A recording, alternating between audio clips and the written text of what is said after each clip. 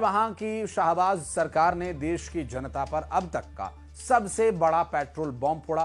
Petrol की कीमतों में एक झटके में 137 रुपए से ज्यादा की बढ़ोतरी कर दी गई और इस फैसले के बाद पाकिस्तान में हाहाकार मचना तो स्वाभाविक है।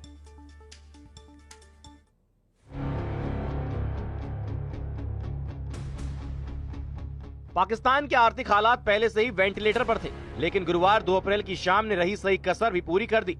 पेट्रोलियम मंत्री अली परवेज मलिक टीवी पर आए और एक ऐसी घोषणा की जिसने पूरी आवाम के पैरों तले जमीन खिसका दी।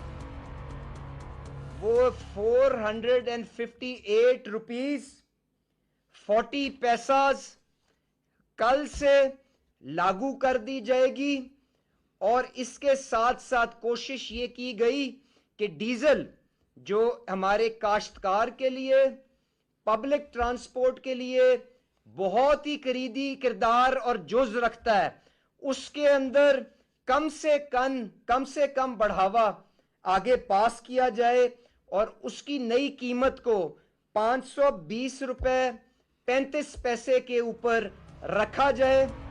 मंत्री की घोषणा के तुरंत बाद मंत्रालय ने नोटिफिकेशन जारी किया।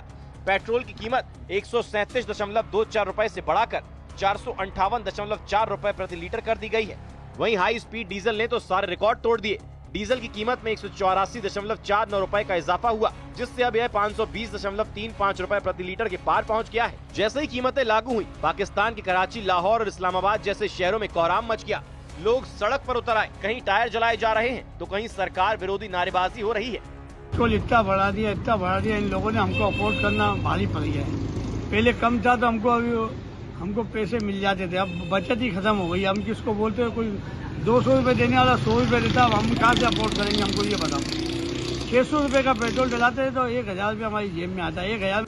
अमेरिका और ईरान के बीच बढ़ते तनाव ने वैश्विक तेल बाजार को हिला दिया है, लेकिन इसकी सबसे भीषण मार पाकिस्तान पर पड़ी है।